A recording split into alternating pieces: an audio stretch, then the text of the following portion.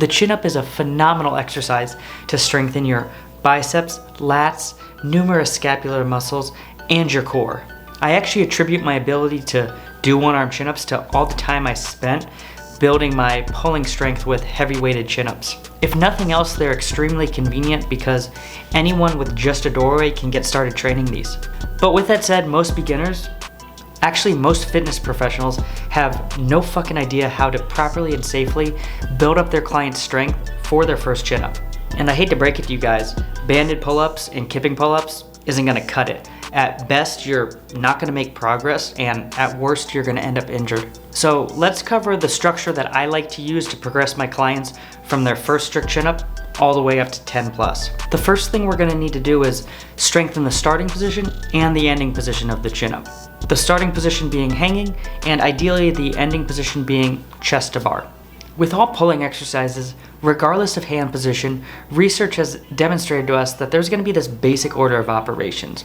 Or if I want to sound smart, I'd say general pattern of sequential activation, where we start the movement with the lower trap in the pecs and we finish it with the lats and the biceps. And what better way to work towards the chin-up than with movements that actually mirror the movement pattern? And if just saying hashtag said principle isn't enough to convince you, research has shown us that the more closely we can get to the actual movement, the more we're going to set ourselves up for success. And finally be strong enough to achieve our first chin-up. The first movement we're going to work is the chin over the bar holds. These are going to strengthen the second half of the movement, more specifically the lats and the biceps. This is also considered an isometric exercise, so it's a really good place for beginners to start because we're not having any joint shearing, sliding of tissue surfaces, or release of inflammation. So we're simultaneously getting stronger while decreasing our likelihood of developing golfer's elbow, or in this case, chin-up elbow. To perform this movement, you want to use a bench or box to get yourself situated at the top in order to set your shoulders up in a good position to best utilize your lats and biceps. From there, you're going to want to grip the bar hard prior to removing your feet. This movement won't only strengthen your biceps and lats like we've already covered, but it will also strengthen your grip and core strength, which are definitely necessary for this movement.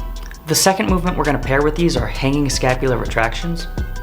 This is going to strengthen the first half of the movement, or more specifically, those lower traps. Make sure you keep your elbows locked out, think about pulling your shoulders down into your back pocket, and pause for a moment at the top of every rep.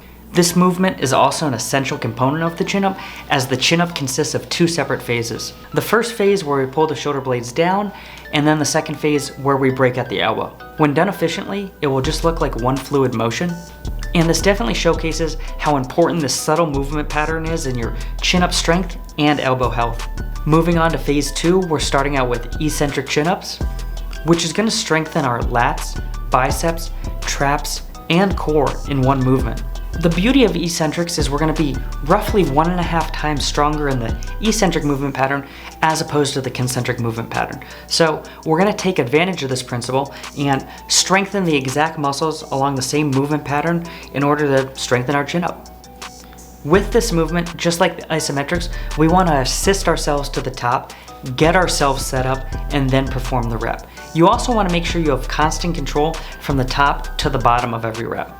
We're going to want to avoid any abrupt changes in speed, as this rapid contraction can put unwanted stress on the tendons. And if you catch yourself making this fault and unable to correct it, a great way to bridge the gap to the full eccentric is to simply place a smaller object just above the point where you lose tension so you can provide some assistance from your feet in order to maintain upper body tension.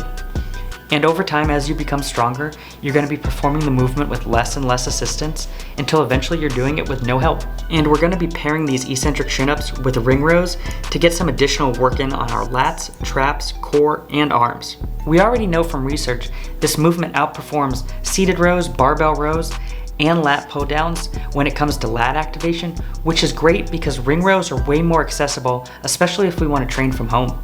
I also like ring rows as they allow for a more natural motion of the scapula and forearm.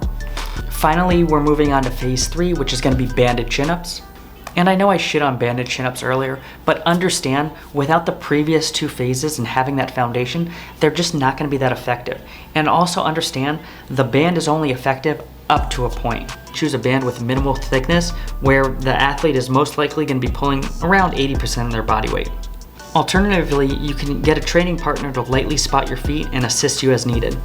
So to wrap it up on how to get your first strict chin up, I like running these workouts 2 times a week for roughly 3 to 6 weeks. When you can easily do the 10-second isometric at the top for 5 sets, you're gonna be ready to move on to phase 2. Same thing goes here. Once you can do 10-second eccentrics easily for 5 sets, you're gonna be ready to move on to the banded chin-ups. And once you're knocking out banded chin-ups at the thinnest band available for all 15 minutes, you without a doubt at least have 1 strict chin-up. And if you're interested in a more personalized approach to programming, whether it's working towards a specific goal or coming back from an injury, I'll include the link below to work with me. If you enjoyed the video, hit that thumbs up. Be sure to subscribe and turn on notifications so you don't miss out on future videos. And I'm gonna do this again next week.